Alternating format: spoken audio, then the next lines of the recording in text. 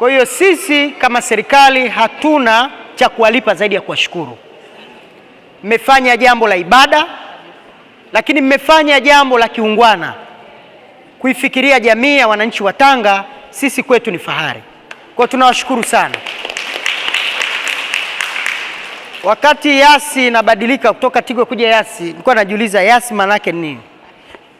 Leo ndo nimejua maana ya Mix by Yasi.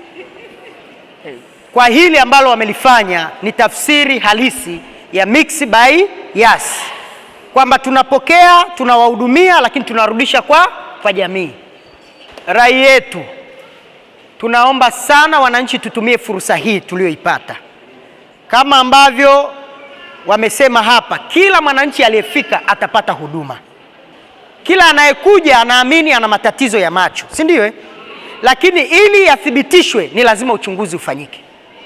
Kwa hiyo tumekuja hapa kwa mambo makubwa mawili. Moja, uchunguzi. Pili, matibabu. Ili utibiwe lazima uchunguzwe. Kwa hiyo niwaombe sana tuvute subira, kila aliyefika hapa atahudumiwa. Kambi letu hili limeanza toka jana, leo tunalifungua rasmi na kesho linatamatika. Kwa hiyo kila aliyefika atapata matibabu, atapata huduma.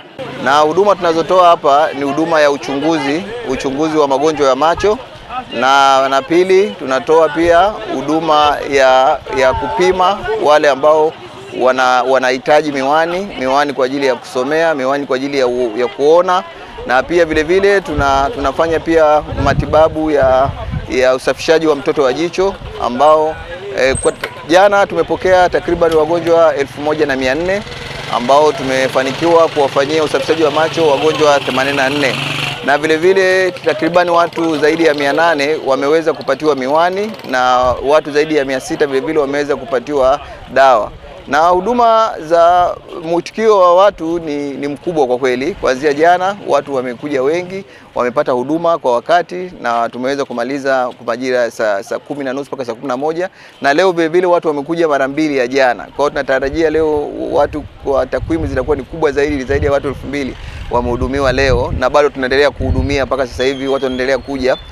Na pia tutamalizia siku ya 3 ambao ni siku ya kesho, ambao matarajio yetu kutokana na mwitikio wa leo, tunatarajia kesho tutakuwa tuna watu wengi zaidi, ambao nasi tupo tayari kwa ajili ya kuwapa huduma stahiki na waweze kufurahi na waweze kupata uono wao tena kwa vile walivyotarajia kuja kupata huduma kutoka kwetu.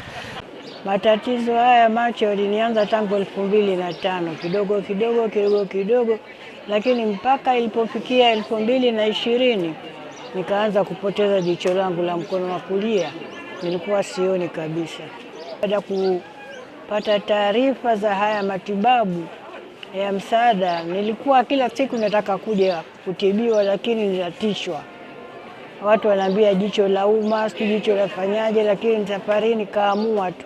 Nikaona bora tu nije nitibiwe, nitizame kama lafa kama laona lione. Na nimeamua kuja, lakini nashukuru sasa hivi nimerudisha jicho langu, ninaona kila kitu tofauti na nilivyokuwa mwanzo.